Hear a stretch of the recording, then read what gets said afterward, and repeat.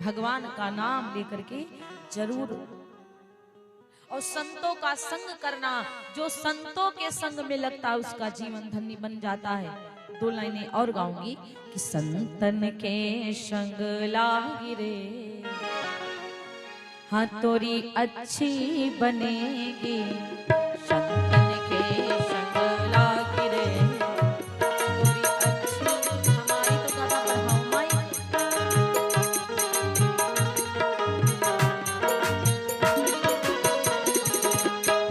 संतन के संग लागी रे,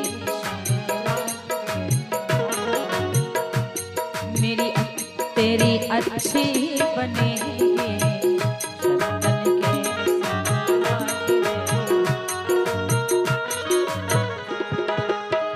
अच्छी बनेगी तेरी अच्छी बनेगी,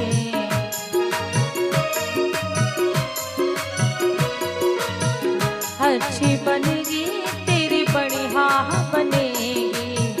मिट जाए दिल के दाग रे,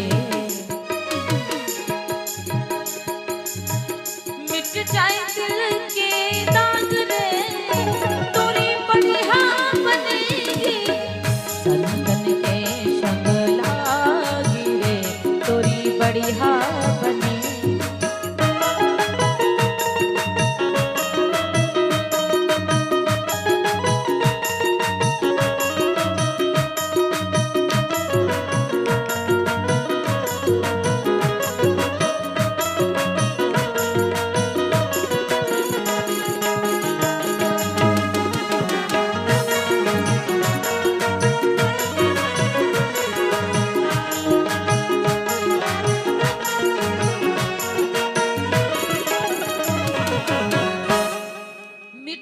दिल के दाग रे, तोरी बढ़िया बनेगी।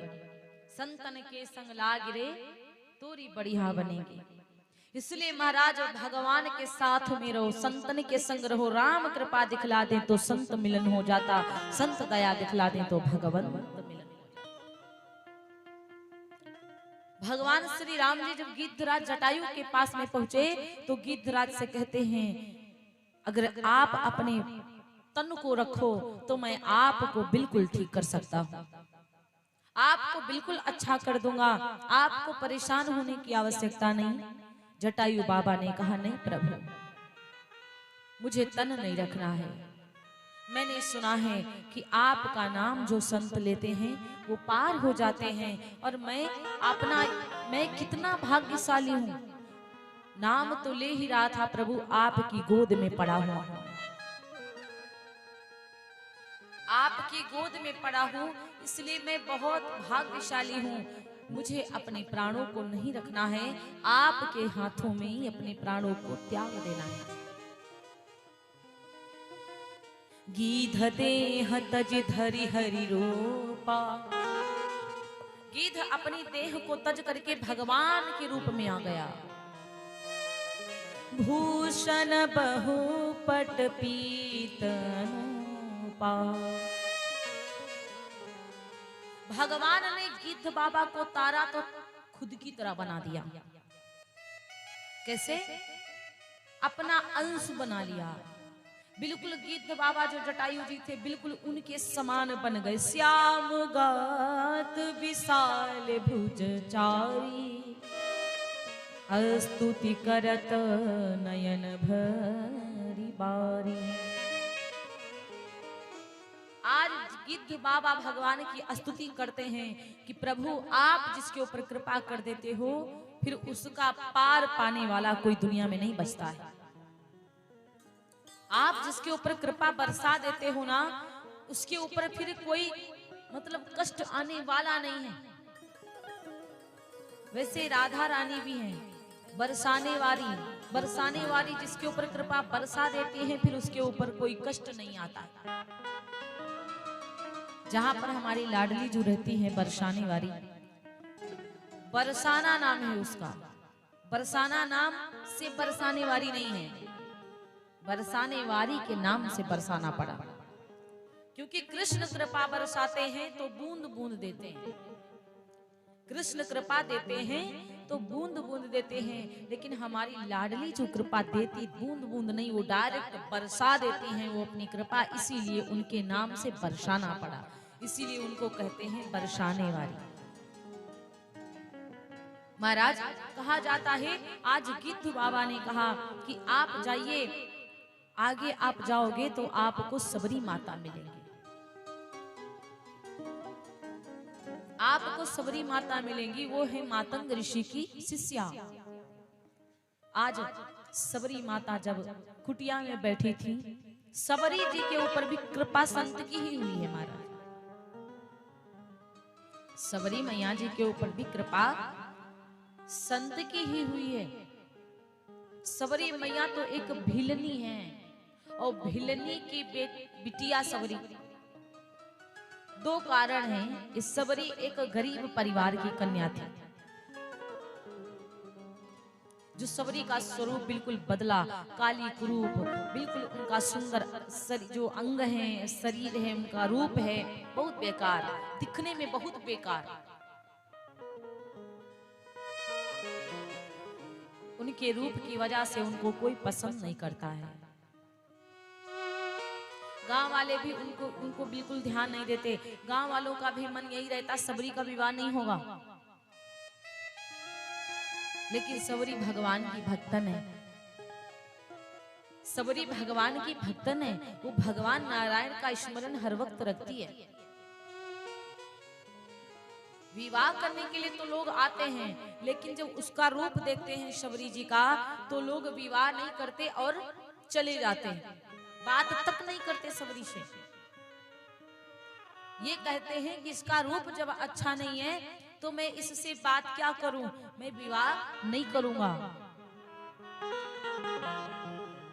हर माता पिता चाहता है कि हमारी बिटिया का विवाह हो जाए।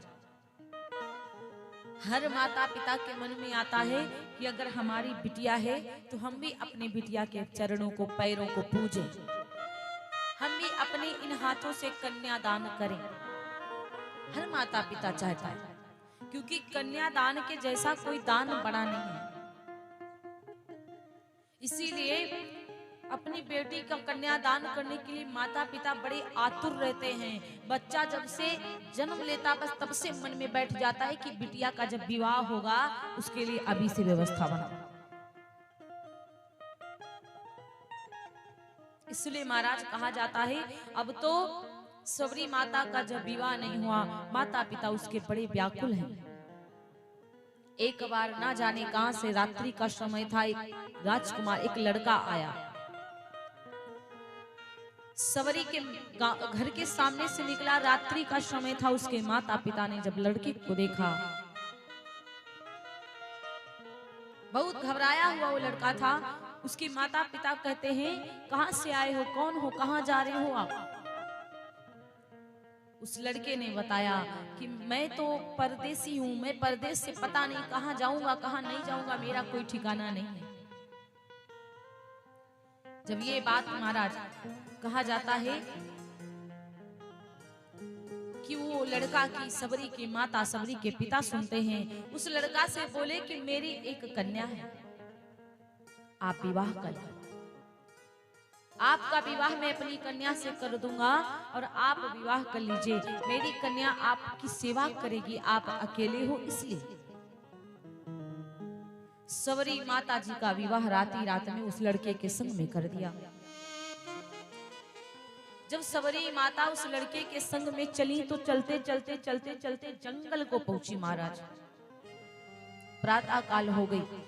लड़के ने जब अपनी पत्नी के चेहरे को खोला तो देखा कि काली कुरूप है। उसका रूप रंग नहीं अच्छा लगता है, बिल्कुल भी सुंदर नहीं दिखती है। उस प्रकार वो लड़का क्रोध में आकर कि मेरे संग धोखा किया है, उस सबरी माता को जंगल में छोड़कर चला गया। सबरी मैया को उस लड़के ने त्याग दिया, और जब उस लड़के ने सबरी माता को त्यागा तो सबरी माता घर वापस नहीं गई। एक कारण ये है, और एक तो कारण ये था कि सबरी माता का विवाह करने के लिए पिताजी तय कर दिए थे। तो उनके विवाह में 100 बकरों की बलि चढ़ाई जाती है। सबरी जी के विवाह में 100 बकरों को काटते, बकरों का 100 बकरों का मांस खाते। जब सबरी को पता चला मेरे विवाह में बकरे काटे जाएंगे, इतना पाप होगा, तो वो भाग गई, विवाह नहीं करी। 2 कारण हैं, एक कारण ये भी है और एक कारण है कि विवाह हुआ लेकिन उनका पति भाग गया। तो सबरी माता संसार को छोड़ देती हैं, संसार के चक्कर में नहीं पड़ी कि आज मेरे पास ये नहीं है या मेरे संग मेरा विवाह नहीं होगा या मेरा विवाह के चक्कर में ही नहीं पड़ी दोबारा। सबरी माता साध्वी बन गई और साध्वी बन करके जंगल में विश्राम करती हैं, वहीं पर रहती हैं, वहीं पर भगवान का भजन करती हैं। फिर धीरे धीरे जंगल में भटकते भटकते भटकते भटकते एक कुटिया के पास पहुंची। जब माता सबरी भटकते भटकते कुटिया के पास पहुंची महाराज, तो कहा जाता है कि सबरी जी को वहां पर संत दरस हुए, संत बाबा मिले। और जब संतों का मिलन हुआ तो कुछ संत कहते ये कन्या है, इसको भगाओ, इस कन्या को जंगल में अकेले रहना ठीक नहीं है और हम सब संत इसको नहीं रखेंगे। सबरी माता सब बाबाओं से कहती हैं, बाबा मैं कन्या हूं तो क्या हुआ, क्या मैं भगवान की भक्त नहीं बन सकती, क्या आपकी बेटी नहीं बन सकती? तो कुछ संत वहां पर मना कर दिए कि नहीं नहीं, मैं आपको अपने पास नहीं रखूंगा। अच्छा, जब सबरी माता को अपने पास रखने से मना कर दिया महाराज, तो कहा जाता है कि जब अपने पास रखने से मना कर दिया तो बेचारी सबरी अब जाए तो कहां जाए। सबरी माता ने विचार कर लिया, जाऊंगी तो नहीं मैं छोड़कर जंगल, इन साधुओं संतों का सानिध्य तो मैं नहीं छोड़ूंगी। जब साधु संत प्रातः काल चले जाते हैं भजन करने के लिए, एकांत में साधु संत चले जाते हैं गांव में भिक्षा लेने के लिए, तो महाराज सबरी माता संतों का पूरा काम कर देती है। वहां पर ही मातंग ऋषि की कुटिया है। मातंग ऋषि को देखती बड़े प्यारे संत हैं, बड़े भगवान के भक्त हैं। वो ऊपर से ही तेज छलक रहा है मातंग ऋषि जी के। सबरी रोज प्रातः काल आती है, मातंग ऋषि जी के कपड़ों को धुल देती है, साधु बाबा की सेवा करती है, लकड़ियां काट कर लाती है, बाबा की कुटिया में रख देती है, चूल्हा चौका कर देती है, बढ़िया सामान अपना जो भी है व्यवस्थित कर देती है। सबरी का प्रतिदिन का नियम था। जब सबरी माता का ये प्रतिदिन का नियम था महाराज, तो कहा जाता है धीरे धीरे जब समय व्यतीत हुआ तो अब तो महाराज मातंग ऋषि जी आए, रोज विचार करते कि आखिर ये कौन है जो मेरी कुटिया में आकर मेरे कार्य को कर जाता लेकिन मैं देख नहीं पाता। एक बार मातंग ऋषि ने विचार किया, आज तो पकड़ कर ही रहूंगा। और सबरी बिचारी पूरा काम करके बाबा का पेड़ पर चढ़ जाती थी। आज मातंग ऋषि जी परीक्षा लेना चाहते थे कि आखिर कौन है जो मेरा कार्य करता, मुझे पता भी नहीं चलता। मातंग ऋषि जी छुप जाते। सबरी प्रतिदिन की तरह रोज की तरह आज भी पेड़ से नीचे उतरी और सब चौका चूल्हा करने लगी, व्यवस्थित करने लगी, लकड़ियां काट कर लाई, बाबा की कुटिया में रखने लगी। बाबा जी आए, बोले ठहरो। आज सबरी बहुत घबरा गई कि मैंने बड़ी भारी भूल कर दिया। सबरी माता बहुत घबरा गई, हाथों को जोड़कर बोली, बाबा मुझसे गलती हो गई, माफ कर दो, मैं कभी आपकी कुटिया में नहीं आऊंगी। मैं तो आपकी सेवा करने आती थी और मैं आपके सानिध्य में रहना चाहती थी, लेकिन ये संत जो है मुझे रखना नहीं चाहते। मैं बहुत व्याकुल हूँ बाबा, मैं कहाँ जाऊँ, मुझे कुछ भगवान की शिक्षा दो, कुछ कथा सुना दो, मैं जहाँ कहोगी वहां चली जाऊंगी।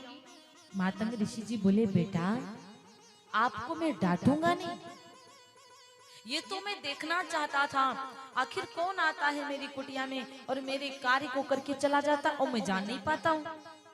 आज से तुम मेरी बेटी बनकर रहो। सबरी मैया से मातंग जी बोले, आज से तुम मेरी कन्या बनकर, मेरी शिष्या बनकर मेरे संग रहोगी। सबरी बोली, बाबा क्या आपको मैं पिताजी के नाम से बुला सकती हूँ? मातंग ऋषि जी ने कहा, हाँ तुम मेरी बेटी के समान हो, इसलिए तुम पिताजी कहकर बुला सकती हो।